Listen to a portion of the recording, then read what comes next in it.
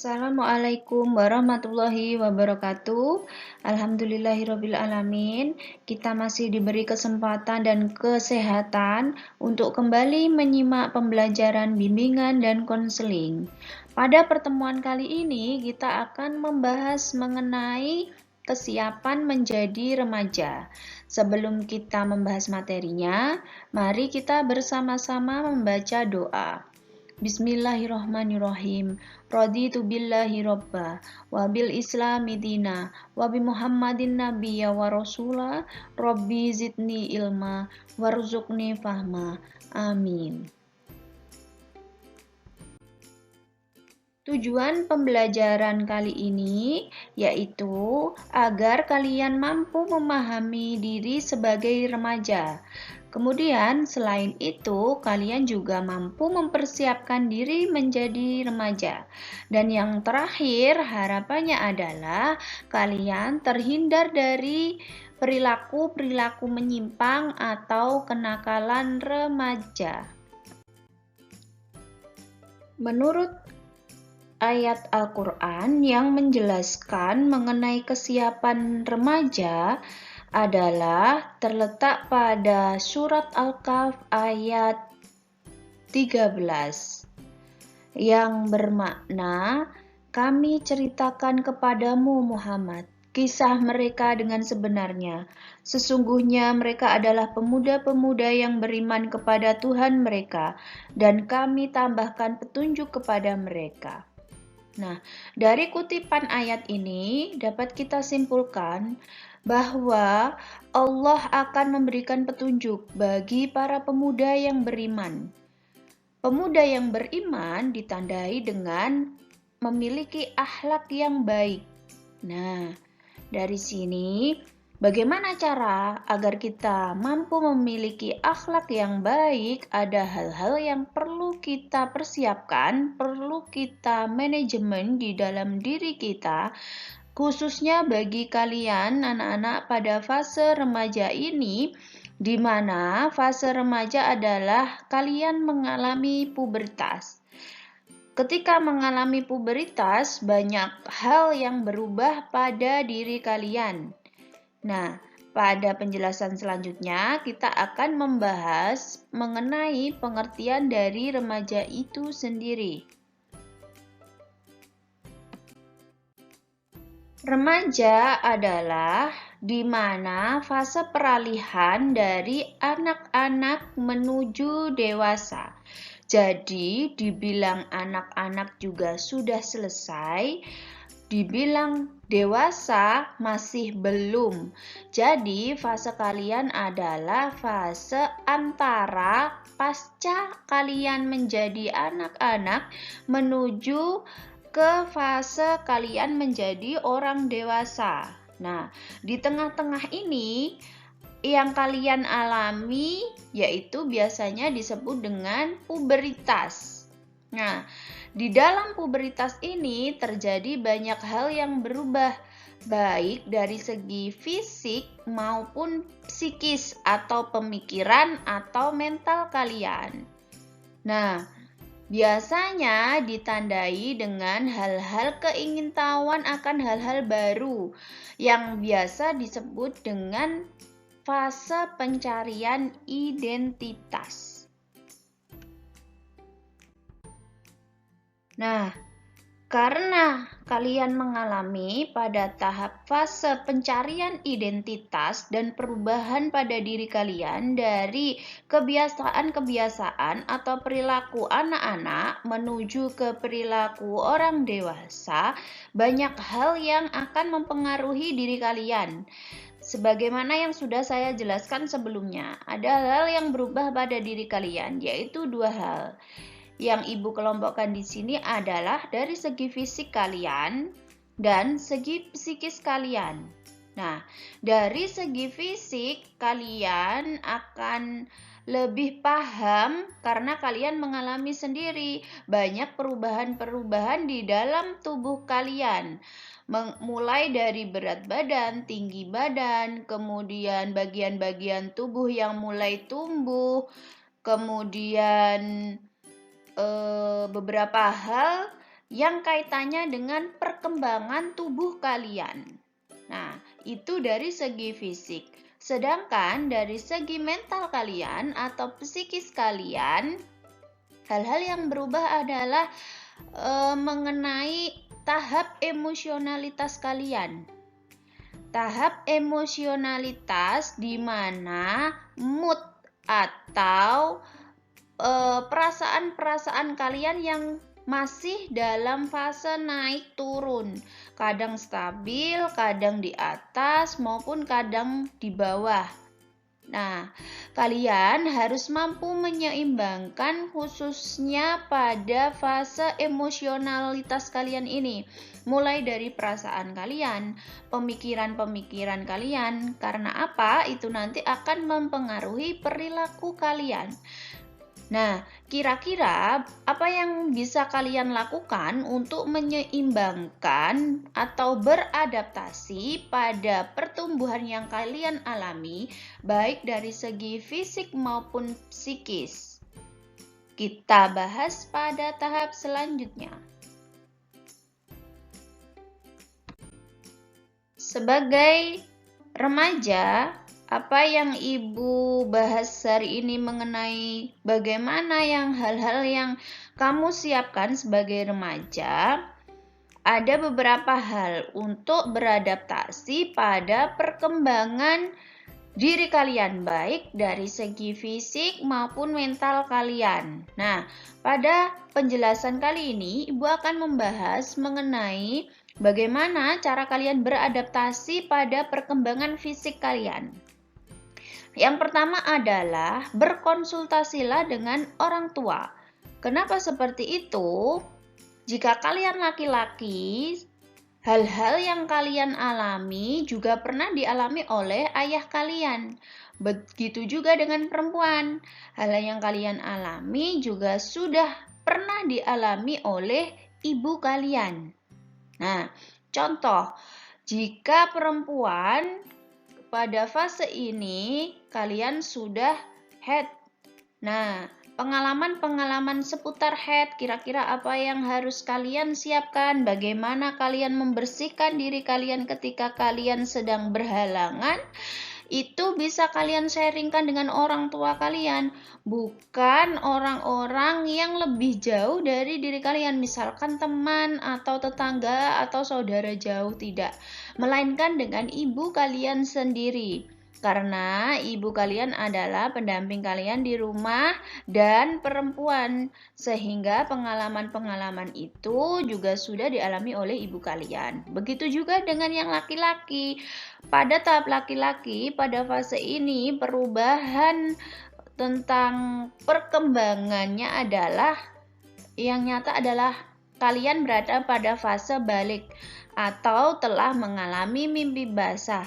Nah, kira-kira setelah mengalami hal itu, apa yang harus kalian lakukan? Kalian konsultasilah kepada ayah kalian.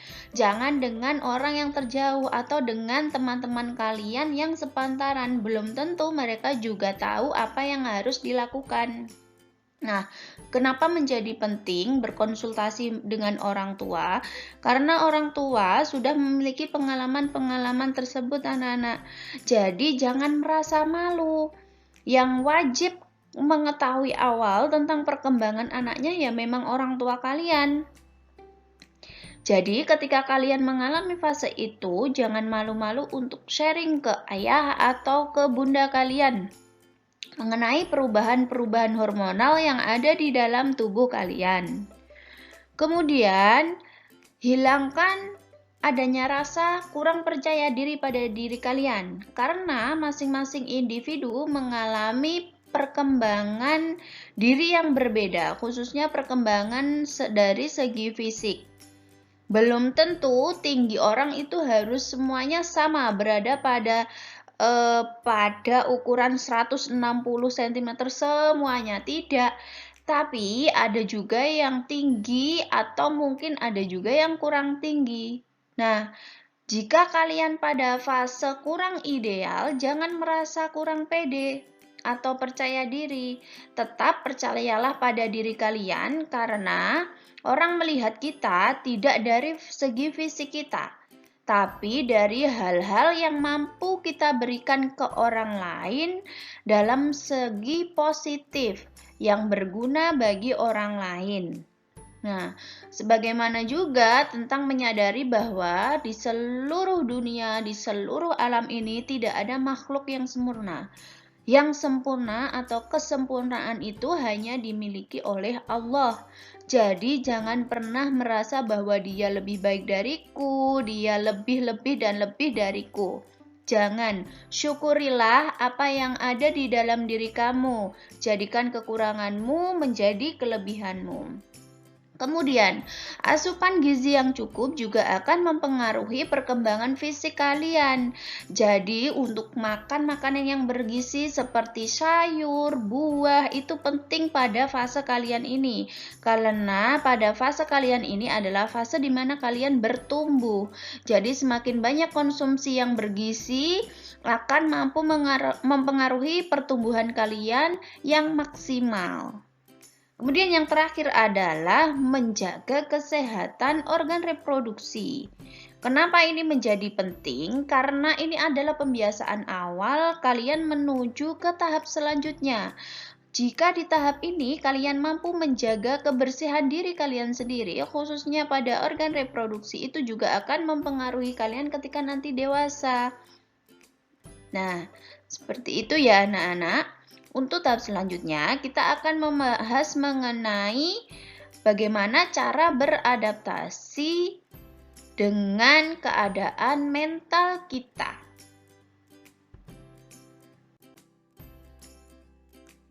Kita akan membahas bagaimana cara kita beradaptasi dengan perubahan-perubahan mental yang kita alami. Pasti banyak pemikiran-pemikiran yang membuat kalian bingung pada fase ini. Karena apa? Kalian sudah tidak bisa untuk berpikir dengan cara anak-anak, tapi juga masih belum bisa harus berpikir dengan cara orang dewasa. Masa transisi ini akan mempengaruhi berbagai macam pemikiran dalam diri kalian. Tapi alangkah baiknya jika kalian mampu meminimalisir pemikiran-pemikiran itu yang akan mempengaruhi perilaku kalian. Apalagi jika sampai perilaku itu memunculkan perilaku yang negatif atau perilaku buruk. Nah, agar terhindar dari perilaku buruk atau perilaku negatif itu, hal pertama yang kalian lakukan untuk menjaga mental kalian adalah dengan beribadah. Pondasi agama yang kuat akan menjaga kalian tetap pada jalur nilai dan norma yang berlaku di masyarakat. Jadi, hal-hal yang baik akan tumbuh di dalam diri kalian ketika ibadah kalian sudah maksimal dan pondasi agama yang ada di dalam diri kalian sudah terbentuk secara maksimal. Jadi kenapa menjadi penting ibadah itu di dalam diri kalian? Sholat. Karena sholat adalah tiang agama, membatasi kita dari hal-hal yang buruk, dari perilaku-perilaku buruk. Khususnya pemikiran-pemikiran yang mampu mengakibatkan kita bertindak pada hal-hal yang buruk. Kemudian yang kedua adalah penerimaan diri. Kenapa penerimaan diri ini menjadi penting bagi kalian untuk beradaptasi pada fase ini adalah agar tidak muncul gejolak dalam diri kalian atau penolakan-penolakan dalam diri kalian pada fase ini. Karena jika muncul gejolak dan penolakan itu akan menimbulkan hal yang buruk seperti sering melawan arahan dari orang tua, kemudian memilih perilaku-perilaku dengan lingkungan-lingkungan yang buruk karena tidak tahu bagaimana nilai dan norma yang baik di masyarakat. Seperti itu. Kemudian, kenapa bersyukur itu penting bagi diri kita? Ketika kita sudah menjadi orang yang bersyukur, menerima apa yang telah diberikan Allah kepada diri kita, tidak menuntut hal-hal terlalu sempurna dan sempurna, akan mampu menenangkan hati dan pikiran kita, sehingga kita mampu menjadi pribadi yang bersabar, tulus, dan ikhlas. Kemudian, penting bagi kalian pada fase ini adalah membangun komunikasi yang efektif dengan orang tua kalian. Jangan sampai kalian menutupi hal-hal yang seharusnya orang tua kalian lebih dahulu mengetahuinya. Seperti perkembangan tubuh atau mungkin lingkungan teman yang baru. Segala hal yang terkait dengan diri kalian pada fase ini, ciptakanlah komunikasi yang baik dan benar dengan orang tua, sehingga akan timbul pemahaman atau saling memahami antara orang tua kalian dan kalian. Orang tua tidak akan tiba-tiba memarahi kalian. Pasti orang tua kalian tujuannya hanya ingin mengarahkan kalian ke hal-hal yang baik dan terhindar dari hal-hal yang buruk seperti kenakalan remaja, pergaulan bebas, dan lain sebagainya. Kemudian, sibukkanlah diri kalian dengan hal-hal yang positif, misalnya hobi. Kemudian, minat kalian akan hal yang positif, misalkan hobi itu adalah olahraga. Sibukkanlah diri kalian dengan hobi-hobi yang positif itu, biar terhindar dari lingkungan-lingkungan yang buruk dan menimbulkan perilaku yang buruk. Karena di fase ini kalian sangat penting, di mana jika kalian berhasil memanajemen diri kalian, beradaptasi pada fase ini, kalian menjadi pribadi dewasa yang bertumbuh dengan maksimal, bertumbuh dengan baik sesuai dengan nilai dan norma yang berlaku, dan terhindar dari perilaku-perilaku buruk seperti kenakalan remaja, perilaku menyimpang, dan lain sebagainya. Kemudian, karena kalian sudah bisa memilih teman, kemudian memilih lingkungan bersosialisasi, kalian juga harus mampu memisahkan mana hal yang baik dan mana hal yang buruk. Contoh, bagaimana teman-teman yang akan saya pilih? Kira-kira teman yang saya pilih ini akan membawa saya ke kebaikan atau keburukan. Itu kalian harus mampu memahami, dan kenapa kalian harus berkonsultasi dengan orang tua kalian. Dalam proses tersebut, orang tua kalian pun akan mengarahkan kalian. Bukan berarti membatasi teman-teman kalian atau membatasi kalian memiliki teman. Orang tua akan mengarahkan mana teman yang baik bagi kalian dan mana yang tidak baik bagi kalian. Karena terlalu banyak lingkungan ketika kalian sudah masuk pada fase ini dan masih perlu bimbingan dari orang tua. Nah, selanjutnya adalah ibu memiliki contoh kasus. Bayangkan jika kalian berada pada keadaan seperti di samping, poin 1, 2, dan 3. Ini nanti kalian jawab pada Google Classroom kalian. Harapan ibu, jawaban kalian adalah sesuai dengan pengalaman pribadi kalian dan pendapat kalian sendiri, tanpa harus melihat atau bertanya dengan orang lain atau teman-teman kalian.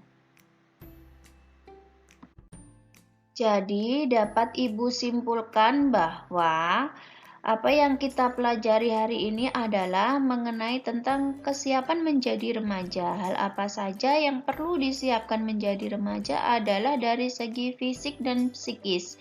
Hal-hal apa saja yang perlu kalian konsultasikan dan kalian adaptasi pada diri kalian sudah ibu jelaskan tadi.